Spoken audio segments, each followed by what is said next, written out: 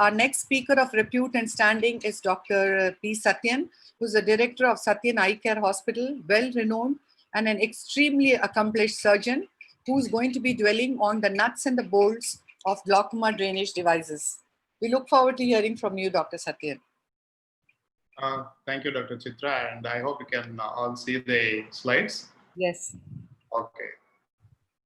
So basically, we have three glaucoma drainage devices, out of which I'm going to just talk about two of that. One is the Ahmed valve, and another one is on the audit tube.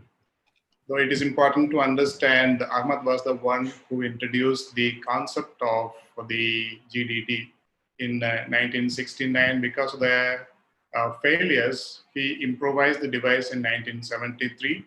And if you just look at all the current devices are basically based on this concept by Maltino. So we have Ahmed, which has been introduced in 93, and the Babel was introduced in 1992.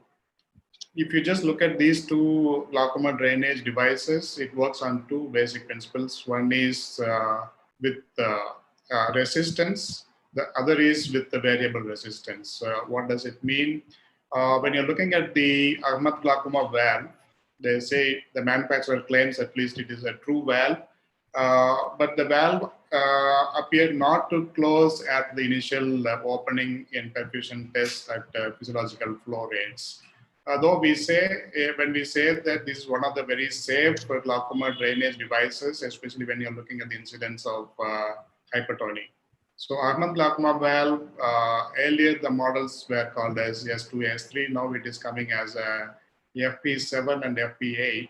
The FP7 is basically used in pediatric glaucomas and FP8 in the adult eyes. But in some of the pediatric glaucomas, we do use the FP8 if the eyeball is a little bigger.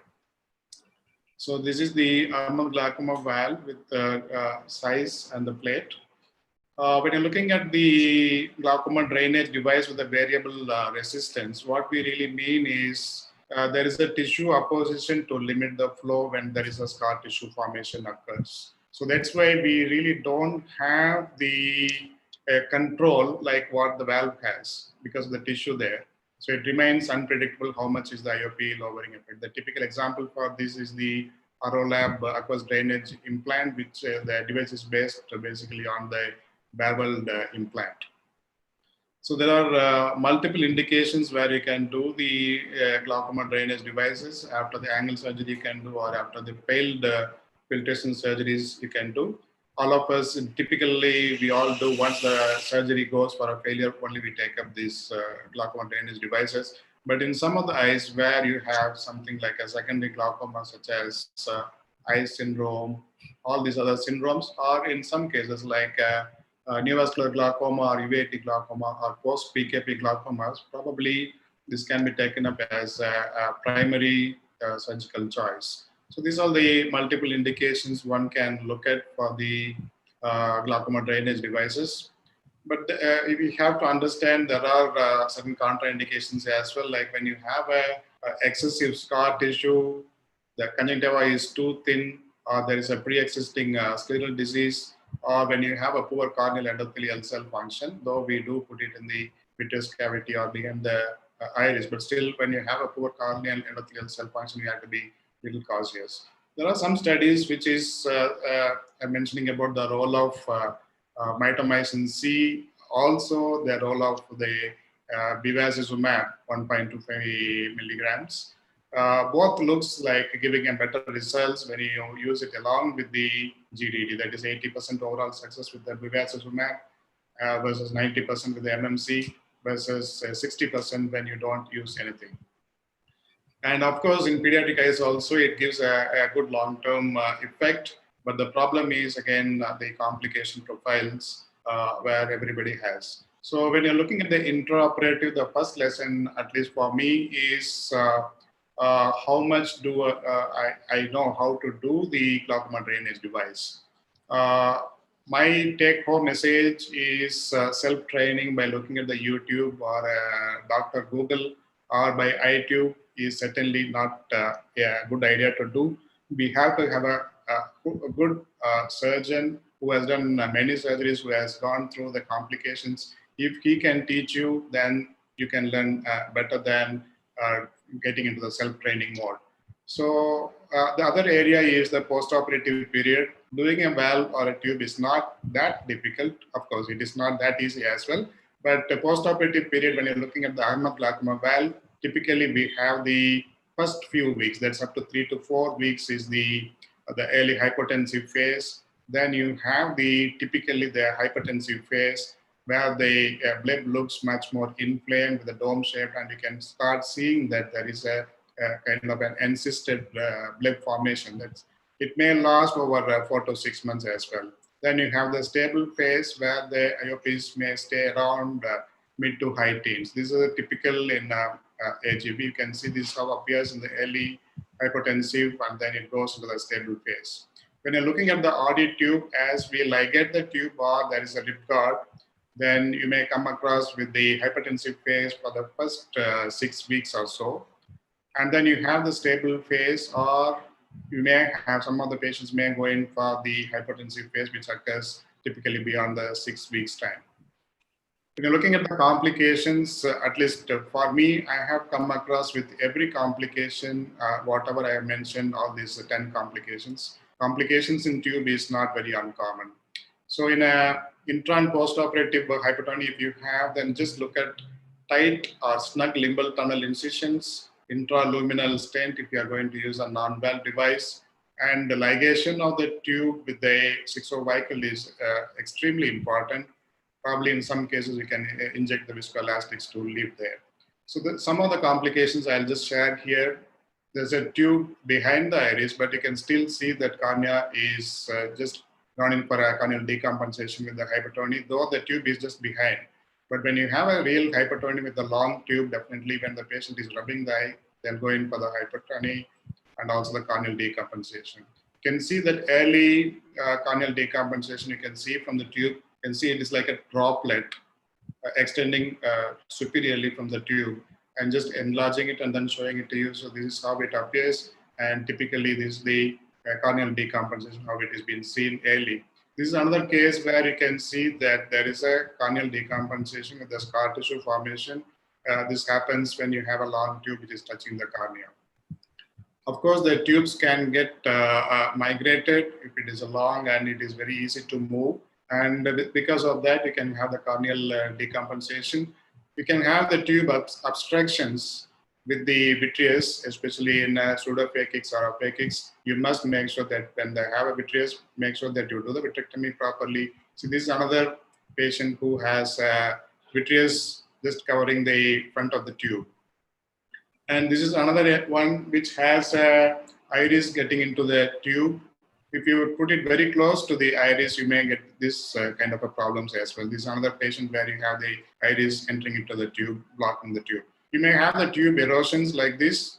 This is not a tube erosion. This is a corneal graft, partial thickness corneal graft. It appears more beautiful. And the George, this is one of George's patient whom I've referred.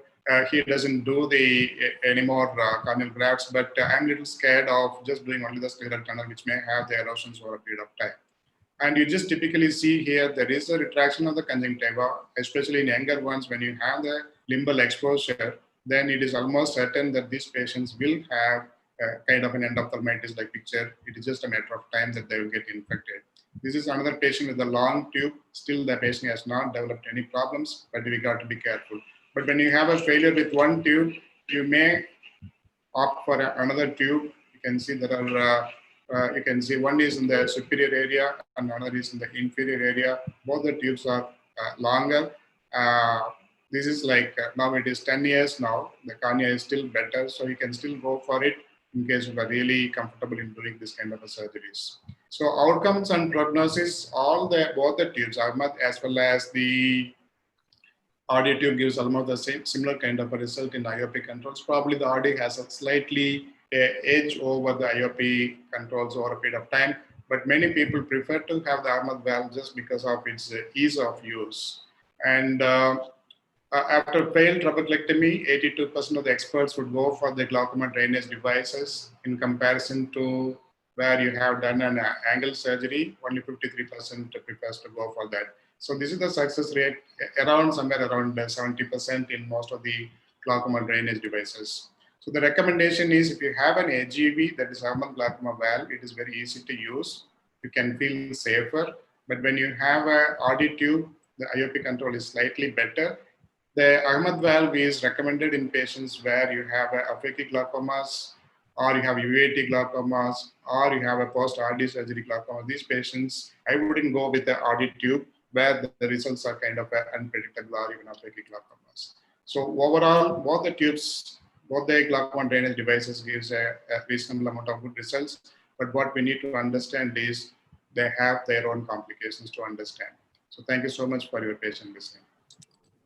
Thank you very much, Dr. Sathyan. You very beautifully covered all the relevant things which we need to know. But we'll just ask a few more tiny questions.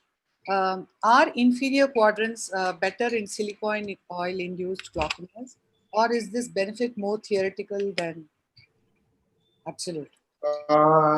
Certainly, yes. I would rather definitely go with the slightly inferior areas. But if you have just removed the oil and you are certain that the oil is not there, then you can even attempt in the superior area also, not an issue. Only when you have not removed the oil and it stays there, then it gives the tube gets blocked.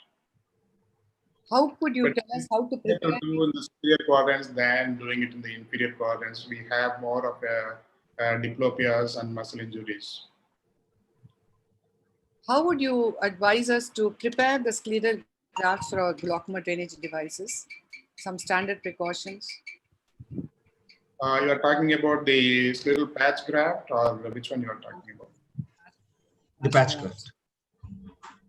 The question on the scleral patch graft. If it is a scleral patch graft, I would go with the donor scleral patch graft, half thickness. That's how I most of the time I use. I don't do like what George does with the tunneling and then keeping it inside. The only thing is when you make a tunnel, the tunnel has to be very snugly fit. There should not be any micro movements of the tube. That is where we have the problem of touching the cornea, tube migrations. So we may feel little uncomfortable to push the tube in with a tight fitting tunnel, but that's the best way how you can get the best results. If the tube moves, the micro movements, that's where you have all the tube erosions, the scleral erosions, and the corneal touch, everything happens. Murli, some questions? Sir, postoperatively, you let's say 2 years postoperatively after a glaucoma drainage device implantation, you find on the slit lamp the tube is moving excessively. So what should you do? I mean, the scleral patch graft has absorbed and the tube is moving excessively. So what should you do?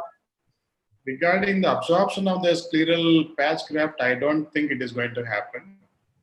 But if the tube excessively moves, and then if you really see the corneal touch, I most of the time I wouldn't do anything. Probably if the tube is too long, then I will just trim the tube. That is one option I have. The other option is just to take out the tube, but closing this tube, the tunnel is another area where there is a lot of concern because it starts leaking more because the tube has been there for a very long time. So it really makes a tunnel which will keep leaking. That is one real concern. Or the other option is kind of closure of the tube with the tying the tube. Ligation of the tube is another option we have.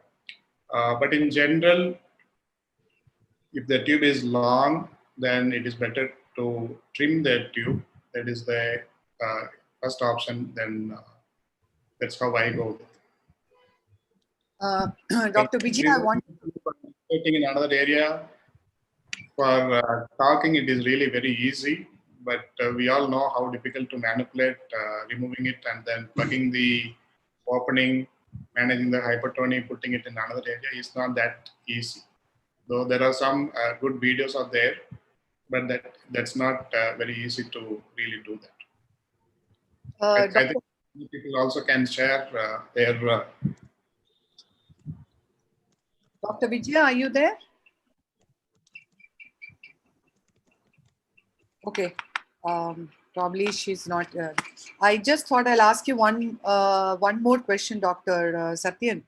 How soon, I saw that case of yours, how soon would you actually consider doing a second glaucoma drainage device? Like what would be the time frame you would give where the first one has failed? What would you do in the interim? Okay. I have only 4 or 5 patients where I have done a couple of devices, because we have tried out like a multiple, at least 2 trabeculectomies, then 1 tube, then the cyclo-G, then cyclodiode. Everything has failed, and then medication also failed. Only these kind of patients where there is nothing much I can do, then I would just attempt for a second tube. Otherwise, I wouldn't go with the second tube at all, because After what interval? today or tomorrow, it's just a matter of time. These patients will go in for a corneal decompensation. Okay. Dr. Tanuj, you would have something to add? No, I think I agree with Sathyan. You know, if a foreign body in the eye is unpredictable, it causes progressive corneal endothelial loss. Once your GDD has failed, I would be really hesitant to put in a second GDD. I would do a limited cyclodestructive procedure. And if pressure is high, you can repeat the cyclodestructive procedure. You know, putting a second or third glaucoma drainage device, first efficacy goes down and complications increase dramatically. So I think you have to give respect to the patient's eye, and I would be hesitant in doing second or third drainage You're implant. absolutely right. Sorry to interrupt you. This was before the cyclo-G I'm talking about. Yes, yes. Now I don't really do. This is all I've done it 10 years ago. When Yes. I was in, I've done that. But all these last 10 years, I haven't done anything as a second procedure at all. What is the role of mitomycin C? We do know that the mitomycin C, the equatorial fibroblasts are less responsive to it than the limbal fibroblasts. So what is the effective role of mitomycin C in glaucoma drainage devices?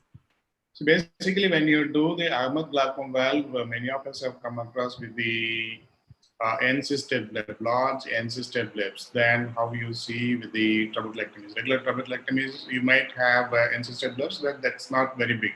But typically that happens in the Ahmed glaucoma valve, not much with the RD device. So when you want to really lessen, I wouldn't say that we can completely prevent the fibrosis or the encysted bleb formation, but the mitomycin or the bevacizumab to helps to an extent that the success rate seems to be reasonably better when you use with the mitomycin C. That's what the studies suggest. Murli, you have a question? Dr. Craig, any comments thus far about the second GDD? Yes. So in prior, early in my career, I'm only just by way of disclosure, I'm only 10 years into my career, so I don't have extensive experience. But our general experience is that we are putting in less second glaucoma drainage devices. What we're doing now is really, I think, one of the keys of glaucoma drainage device is to use early aqueous suppression. That really helps to reduce the hypertensive phase.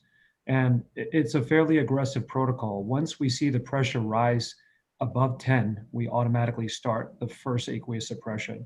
And that, I think you will find that you will see far less hypertensive phases. Refractory hypertensive phases are difficult to deal with. And I think our current protocol is to do early cyclophotocoagulation.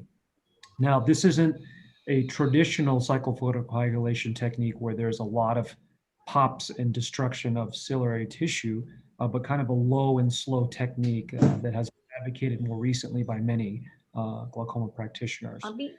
It will go. One other thing that we also have been incorporating recently is just before closure of the peritomy is to apply triamcinolone, about 0.5 mLs of triamcinolone over the plate before closure.